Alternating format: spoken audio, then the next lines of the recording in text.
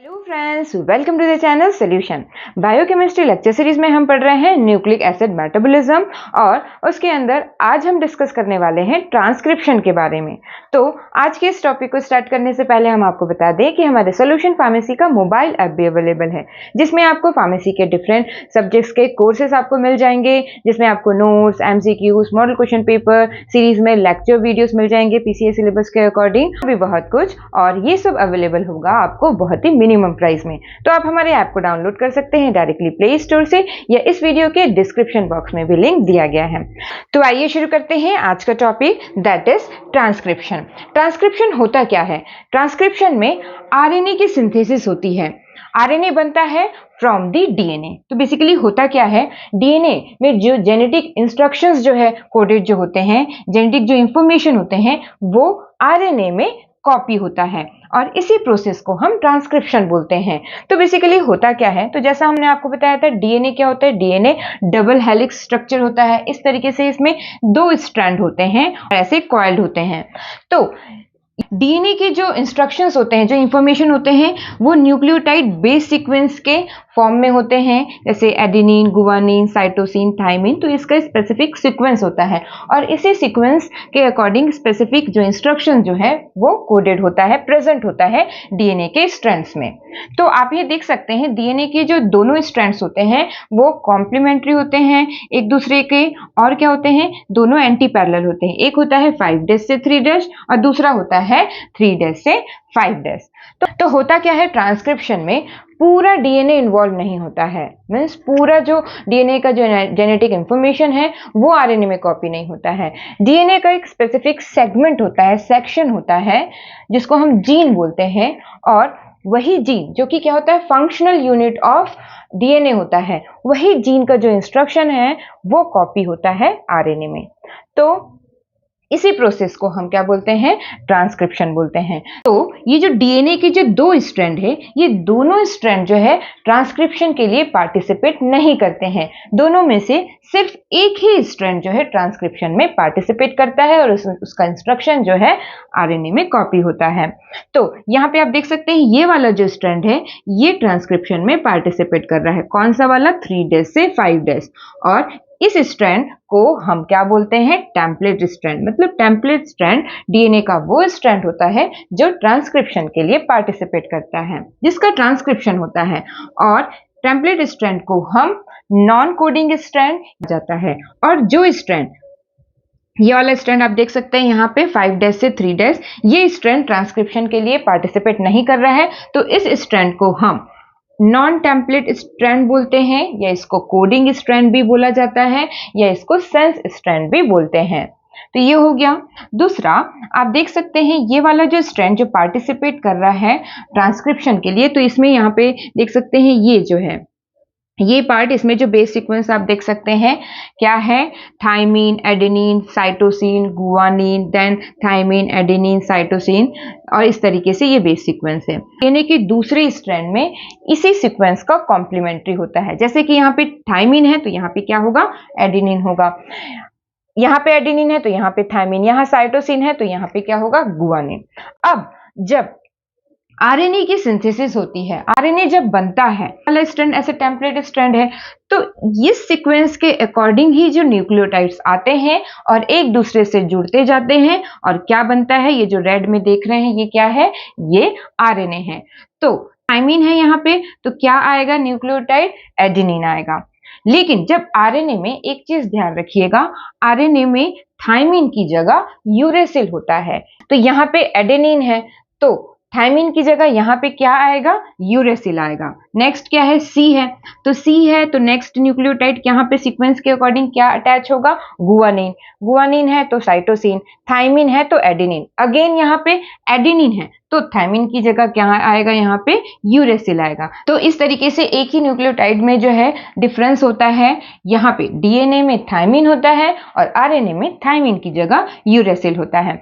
तो इस तरीके से ये जो सेगमेंट है जिसका कॉपी होना है, तो इस सीक्वेंस के अकॉर्डिंग जो है ये कॉम्प्लीमेंट्री जो है न्यूक्लियोटाइड्स जो है आए, एक दूसरे से जुड़े, और इस तरीके से क्या बना, आरएनए बना। तब ये जो स्ट्रैंड जो पार्टिसिपेट कर रहा है उसका कॉम्प्लीमेंट्री होता है आरएनए जो स्ट्रैंड बना है, लेकिन ये वाला जो स्ट्रैंड जो पार्टिसिपेट नहीं कर रहा है उसके ये आइडेंटिकल होता है। जैसे आप देख सकते हैं एडेनिन है तो एडेनिन, लेकिन जैसा हमने आपको बताया था क्या होता है, थायमिन की जगह आरएनए में यूरेसिल होता है, तो थायमिन की जगह यूरेसिल, अगेन गुआनिन, साइटोसिन, ये आप देख सकते हैं एडेनिन, थायमिन की जगह यूरेसिल, मतलब जो नॉन टेम्पलेट स्ट्रैंड के आइडेंटिकल होता है जो नया आरएनए बना है, एक्सेप्ट थायमिन की जगह क्या होता है, यूरेसिल होता है। अब आते हैं नेक्स्ट, जो ये आरएनए बनता है ट्रांसक्रिप्शन से, वो आरएनए को हम प्राइमरी ट्रांसक्रिप्ट आरएनए बोलते हैं और ये जो है इनएक्टिव होता है। तो ट्रांसक्रिप्शन के बाद कुछ क्या होते हैं, इस आरएनए में कुछ मॉडिफिकेशंस होते हैं, तो उसको हम बोलते हैं पोस्ट ट्रांसक्रिप्शन मॉडिफिकेशन, मतलब कि ट्रांसक्रिप्शन के बाद इस आरएनए में कुछ चेंजेस होते हैं और उसके बाद वो कन्वर्ट होता है एक्टिव आरएनए में। एक्टिव आरएनए मतलब कि ये फंक्शनली एक्टिव आरएनए होते हैं जो एक्चुअल में पार्टिसिपेट करते हैं प्रोटीन के सिंथेसिस के लिए। तो सभी तरीके का ट्रांसक्रिप्शन के थ्रू सभी टाइप्स के आरएनए की सिंथेसिस होती है। एमआरएनए मतलब कि messenger RNA, tRNA means transfer RNA, rRNA मतलब कि राइबोसोमल आरएनए। तो आरएनए के जो टाइप्स हैं और इनके क्या फंक्शंस होते हैं इसको ऑलरेडी हमने डिटेल में इससे पहले के वीडियोस में हमने ऑलरेडी बताया हुआ है। मतलब सभी तरीके की आरएनए की सिंथेसिस होती है ट्रांसक्रिप्शन से। और ये जो एमआरएनए होता है मैसेंजर आरएनए, जैसे कि नाम है, इसी आरएनए में मैसेज होता है, इंस्ट्रक्शन होता है प्रोटीन की सिंथेसिस के लिए। और आरआरएनए क्या करता है, ये पार्टिसिपेट करता है in the synthesis of ribosomal RNA, क्योंकि राइबोसोम में ही क्या होता है प्रोटीन की सिंथेसिस होती है। और टीआरएनए क्या होता है, ये ट्रांसफर आरएनए है, मतलब ये क्या करता है अमीनो एसिड्स को लेके आता है, मतलब प्रोटीन बनाने के लिए क्या चाहिए हमको, अमीनो एसिड्स चाहिए, तो उन अमीनो एसिड्स को सीक्वेंस के अकॉर्डिंग लेके कौन आता है, ये ट्रांसफर आरएनए। मतलब बेसिकली होता क्या है, डीएनए में जो इंस्ट्रक्शंस होते हैं प्रोटीन की सिंथेसिस के लिए वो कॉपी होता है आरएनए में, और आरएनए में वो कॉपी होने के बाद इस मैसेज के अकॉर्डिंग स्पेसिफिक प्रोटीन की सिंथेसिस होती है।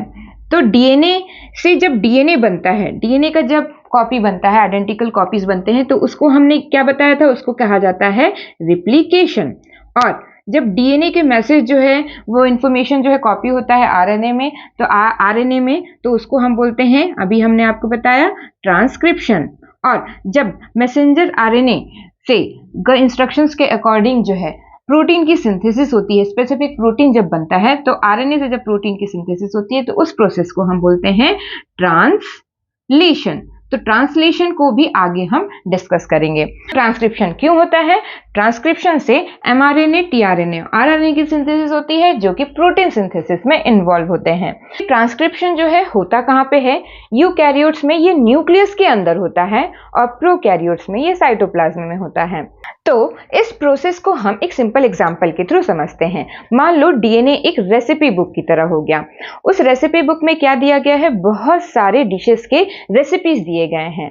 तो डीएनए को हम मान लेते हैं एक मास्टर कॉपी हो गया उस रेसिपी बुक का, इसी कारण से उसको हम सेफली सेफ जगह रखते हैं, जैसे कि लॉकर में हमने रखा, और उसको वहां से मूव नहीं करते हैं। तो जैसे डीएनए यहाँ पे होता है, न्यूक्लियस के अंदर होता है, तो अगर मान लो हमको कोई स्पेसिफिक डिश बनाना है तो क्या करेंगे, हम उस स्पेसिफिक डिश का जो रेसिपी लिखा हुआ है, किस तरीके से बनाना है, जो इंस्ट्रक्शन लिखा हुआ है, तो उसी पेज का हम क्या करेंगे, कॉपी करेंगे। तो उसी तरीके से अगर हमको कोई स्पेसिफिक प्रोटीन बनाना है तो डीएनए में भी डिफरेंट डिफरेंट टाइप्स के प्रोटीन के सिंथेसिस के लिए अलग अलग इंस्ट्रक्शंस दिए गए होते हैं, मतलब, और वो इंस्ट्रक्शन जो है स्पेसिफिक जीन में होता है।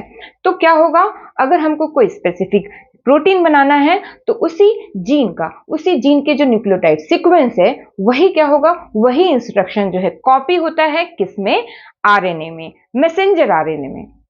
तो ये कॉपी हो गया। अब उस मैसेंजर आरएनए में उस स्पेसिफिक प्रोटीन बनाने के इंस्ट्रक्शन हो गए। करेंगे नेक्स्ट, उस कॉपी को हम कहाँ लाएंगे, जहां पे हमको बनाना है, मींस किचन में, और किचन में हम उसी इंस्ट्रक्शन को फॉलो करते हुए हम उस डिश को बनाएंगे। उसी तरीके से मैसेंजर आरएनए भी कहाँ बना? न्यूक्लियस के अंदर बना, मतलब उस इंस्ट्रक्शन की कॉपी हुई मैसेंजर आरएनए में, और वो मैसेंजर आरएनए फिर कहाँ जाता है? साइटोप्लाज्म में जाता है।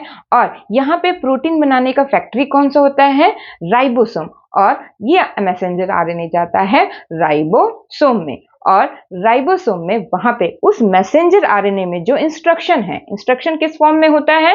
न्यूक्लियोटाइड बेस सीक्वेंस के फॉर्म में, स्पेसिफिक न्यूक्लियोटाइड बेस सीक्वेंस के फॉर्म में होता है। और उसी मैसेंजर आरएनए के इंस्ट्रक्शंस जो हैं रीड होते हैं, और उसी के अकॉर्डिंग ट्रांसफर आरएनए क्या करता है? एक एक करके उस सीक्वेंस के अकॉर्डिंग अमीनो एसिड्स को लेके आता है, और वो अमीनो एसिड्स एक दूसरे से जुड़ते जाते हैं और पॉलीपेप्टाइड्स की सिंथेसिस होती है, मतलब प्रोटीन्स की सिंथेसिस के लिए। तो इस तरीके से ट्रांसक्रिप्शन जो है इंपॉर्टेंट होता है for the synthesis of protein. तो नेक्स्ट आते हैं DNA dependent RNA polymerase. Means RNA के सिंथेसिस के लिए जो मेन एंजाइम इन्वॉल्व होता है ट्रांसक्रिप्शन में, वो है आरएनए पॉलीमरेज। और डीएनए डिपेंडेंट क्यों? क्योंकि ये आरएनए पॉलीमरेज आरएनए की सिंथेसिस करता है, और ये किस पे डिपेंडेंट है? ये डीएनए के स्ट्रैंड पे डिपेंडेंट है। इसी कारण से इसको डीएनए डिपेंडेंट आरएनए पॉलीमरेज कहते हैं। और प्रोकैरियोट्स में ये सिंगल आरएनए पॉलीमरेज सभी तरीके के आरएनए की सिंथेसिस के लिए इन्वॉल्व होता है, मींस एमआरएनए, टीआरएनए, आरआरएनए। लेकिन यूकैरियोट्स में अलग अलग टाइप के आरएनए पॉलीमरेज होते हैं, जैसे कि आरएनए पॉलीमरेज 1, 2, 3, जो कि डिफरेंट टाइप्स के आरएनए की सिंथेसिस करते हैं। इसके बाद नेक्स्ट आते हैं, आरएनए की जो सिंथेसिस होती है वो 5' से 3' डायरेक्शन में होता है, और ये एंटी पैरेलल होता है टू दी डीएनए टेम्पलेट। मतलब यहाँ पे हमने आपको बताया था टेम्पलेट स्ट्रैंड, मतलब कि जो स्ट्रैंड डीएनए का जो ट्रांसक्रिप्शन में पार्टिसिपेट करता है, तो वो एंटी पैरेलल होता है। मतलब कि अगर ये जो डीएनए का जो स्ट्रैंड है ये 3' से 5' है, तो एंटी पैरेलल मतलब जो आरएनए बनेगा उसका डायरेक्शन क्या होगा? 5' से 3' होगा। और आरएनए जो है कि सिंथेसिस हमेशा 5' से 3' डायरेक्शन में होता है। मींस आरएनए पॉलीमरेज जो है आरएनए सिर्फ और सिर्फ 5' से 3' डायरेक्शन में बनाता है। इसी कारण से जो टेम्पलेट स्ट्रैंड है उसका जो सीक्वेंस होता है वो क्या होता है? 3' से 5' एंड होता है। तो इस चीज का आप ध्यान रखिएगा कि सिंथेसिस कहां से होती है? 5' से 3' डायरेक्शन में। अब आते हैं आरएनए पॉलीमरेज। हमने यहाँ पे शॉर्ट में लिखा हुआ है आरएनएपी।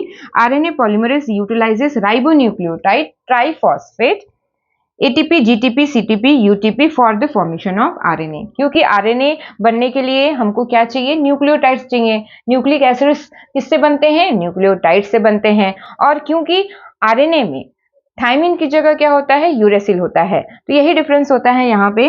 तो यहाँ पे आप इस डायग्राम में देख सकते हैं, ये आरएनए पॉलीमरेज है, ये क्या कर रहा है? एक एक करके न्यूक्लियोटाइड्स को लेके आ रहा है, और इस टेम्पलेट स्ट्रैंड, ये जो स्ट्रैंड है ये टेम्पलेट स्ट्रैंड है, तो इसी सीक्वेंस के अकॉर्डिंग न्यूक्लियोटाइड्स आते जाते हैं। और क्या होते हैं? यहाँ पे आप देख सकते हैं ये न्यूक्लियोटाइड्स जो है यहाँ पे इस सीक्वेंस के अकॉर्डिंग नेक्स्ट न्यूक्लियोटाइड्स जो है जुड़ते जा रहा है, और कौन कैटलाइज कर रहा है? RNA polymerase. सिंथेसिस कहाँ पे हो रही है? 5' से 3', और ये एंटी पैरेलल है to the template strand, that is 3' से 5'। तो ये हो गया जो है basic introduction about the transcription. अब आते हैं नेक्स्ट स्टेप्स ऑफ ट्रांसक्रिप्शन। तो ट्रांसक्रिप्शन में भी 3 स्टेप होते हैं, इनिशिएशन, एलोंगेशन एंड टर्मिनेशन। तो यहाँ पे आप देख सकते हैं ये जो है इस तरीके से हम समझने के लिए ये 2 स्ट्रैंड बनाए हुए हैं। दोनों स्ट्रैंड क्या है? ये डीएनए के हैं। ये आप देख सकते हैं ये वाला स्ट्रैंड 5' से 3' है, और ये 3' से 5' है। डीएनए के डबल स्ट्रैंड है, लेकिन हमने आपको बताया था एक ही स्ट्रैंड जो है वो ट्रांसक्रिप्शन में पार्टिसिपेट करता है। तो मान लो ये वाला, ये 3' से 5' वाला एंड है, ये क्या है? ये डीएनए का टेम्पलेट स्ट्रैंड है। तो यहाँ पे आप देख सकते हैं ये जो डीएनए का जो सेगमेंट है जो ट्रांसक्रिप्शन में पार्टिसिपेट करेगा, तो उसमें से ये वाला जो सेगमेंट है, 3 सेगमेंट में हमने इसको डिवाइड किया हुआ है। ये जो सेगमेंट है ये प्रमोटर साइट कहलाता है। ये वाला जो सेगमेंट है ये ट्रांसक्रिप्शन साइट है, मतलब कि ये एक्चुअली जो है यहाँ पे इस सीक्वेंस का क्या होगा? कॉपी होगा, मतलब आरएनए बनेगा। और ये वाला जो साइट है ये टर्मिनेशन साइट है। तो यहाँ पे आप देख सकते हैं जैसे ये वाला सेगमेंट है डीएनए का, इसी का ही क्या होता है? कॉपी हो रहा है, कॉपी होना है इसका इंस्ट्रक्शन आरएनए में। लेकिन इसके कुछ बेसिस के इधर यहाँ पे आप देख सकते हैं ये जो सेक्शन होता है ये प्रमोटर साइट होता है, और इधर साइड में आप देख सकते हैं ये टर्मिनेशन साइट होता है। तो होता क्या है? तो यहाँ पे जो हमने ट्रांसक्रिप्शन बताया हुआ है ये प्रोकैरियोट्स का बताया हुआ है। तो आरएनए पॉलीमरेज आप जो ये देख रहे हैं इसके 5 सब यूनिट्स होते हैं। ये होता है 2 अल्फा होता है और एक बीटा होता है, एक बीटा डैश होता है और सिग्मा होता है। सिग्मा जो है ये लूजली बाउंड होता है और पूरे एक साथ को हम क्या बोलते हैं, पूरा sigma factor plus alpha beta जो ये पूरा है वो पूरे को हम बोलते हैं होलो एंजाइम बोला जाता है। और सिग्मा जो है ये लूजली बाउंड होता है और सिग्मा फैक्टर को छोड़ के अगर ये जो 4 सब यूनिट्स को हम इकट्ठे क्या बोलते हैं, इसको कोर एंजाइम बोला जाता है। तो होता क्या है, अब ये प्रमोटर साइट है, मतलब कि यहां से ही ये स्टार्ट साइट है, यहीं से ही ट्रांसक्रिप्शन स्टार्ट होना है। तो आरएनए पॉलीमरेज का जो सिग्मा फैक्टर होता है यही बताता है कि कहां से ट्रांसक्रिप्शन शुरू करना है, कहां से कॉपी होना शुरू करना है। तो sigma factor of RNA polymerase recognises the promoter site on DNA template strand and binds. Promoter site मतलब जहां से आपका ट्रांसक्रिप्शन शुरू होना है, टर्मिनेशन साइट मतलब कि जहां पे जो है ट्रांसक्रिप्शन जो है स्टॉप होना है। तो सिग्मा फैक्टर ही जहां से ट्रांसक्रिप्शन शुरू करना है उसको रिकॉग्नाइज करता है, मतलब कि पहचानता है और वहां जाके वो बाइंड हो जाता है। तो आप यहाँ पे देख सकते हैं ये क्या है, ये आरएनए सिग्मा फैक्टर इस प्रमोटर साइट को रिकॉग्नाइज किया और वहां पे जाके ये आरएनए पॉलीमरेज जो है ये क्या हो गया, ये बाइंड हो गया। तो ये जो बना है ये कॉम्प्लेक्स क्या कहते हैं, इसको प्री इनिशिएशन कॉम्प्लेक्स कहा जाता है। और उसके बाद क्या होता है, इसमें न्यूक्लियोटाइड्स जो हैं ये प्रमोटर साइट में क्या होते हैं, यहाँ पे जो स्टार्ट वाला, यहाँ पे जो ट्रांसक्रिप्शन साइट का जो पहला जो न्यूक्लियोटाइड जो होता है ये न्यूक्लियोटाइड्स के अकॉर्डिंग जो है कॉम्प्लीमेंट्री जो है न्यूक्लियोटाइड आता है और यहाँ पे अटैच होता है।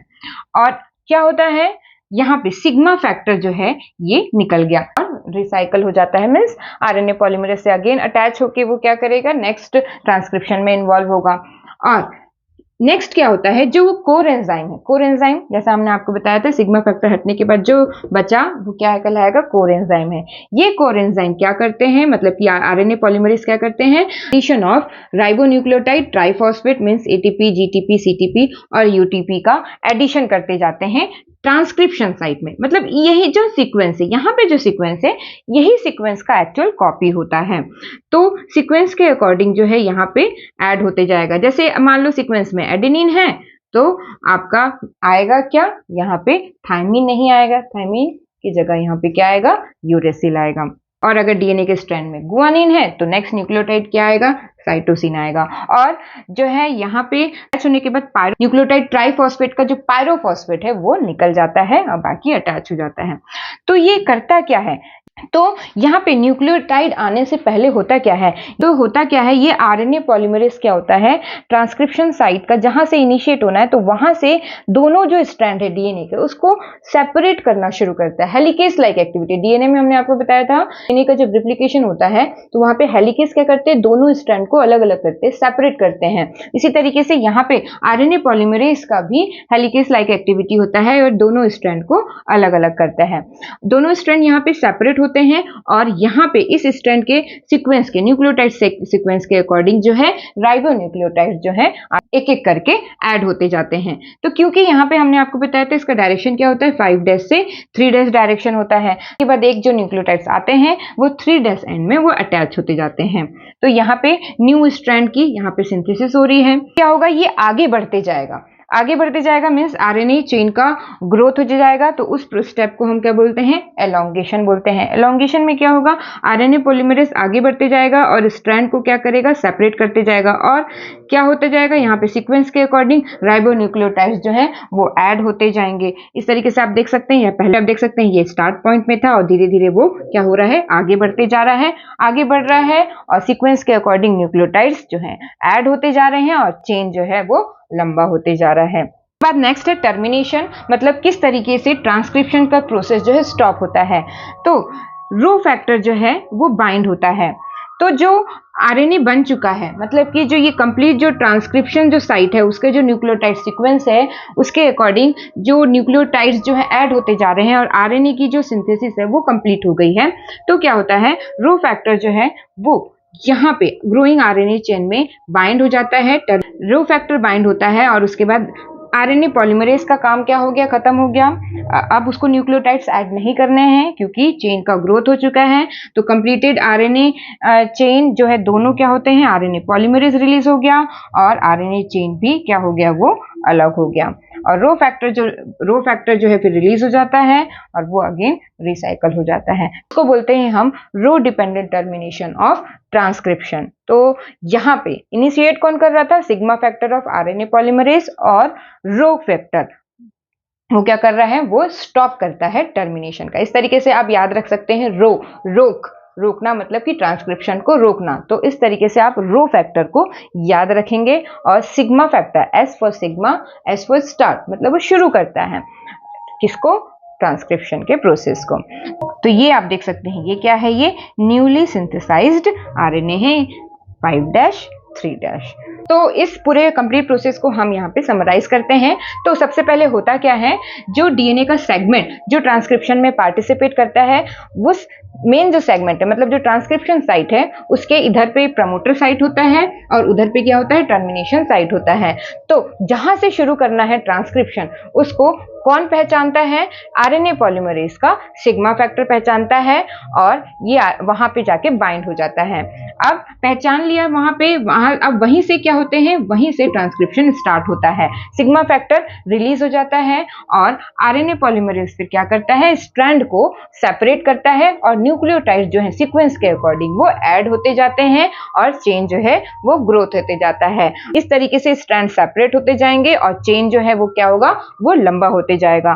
तो आप देख सकते हैं यहाँ पे वो जो स्ट्रैंड है वो खुलते जा रहा है, आगे बढ़ते जा रहा है और चेन जो है वो लंबा होते जा रहा है। जैसे ही आरएनए पॉलीमरेज जो है वो टर्मिनेशन साइट पे पहुंचता है, तो यहाँ पे क्या करना होता है, ट्रांसक्रिप्शन को स्टॉप करना होता है। तो ट्रांसक्रिप्शन को स्टॉप करने के लिए टर्मिनेशन साइट पे क्या होता है, ये सिग्मा फैक्टर जो है इस यहाँ पे बाइंड हो जाता है इस ग्रोइंग चेन पे, और रो फैक्टर जो है स्टॉप करता है, जो आरएनए बना है वो निकल जाता है और आरएनए पॉलीमरेज जो है वो भी रिलीज हो जाता है। तो इस तरीके से ट्रांसक्रिप्शन की प्रोसेस होती है। तो ये हो गया ट्रांसक्रिप्शन के बारे में। नेक्स्ट वीडियो में हम आपको बताएंगे जेनेटिक कोड और ट्रांसलेशन में प्रोटीन की सिंथेसिस कैसे होती है उसके बारे में। Thank you very much for watching this video.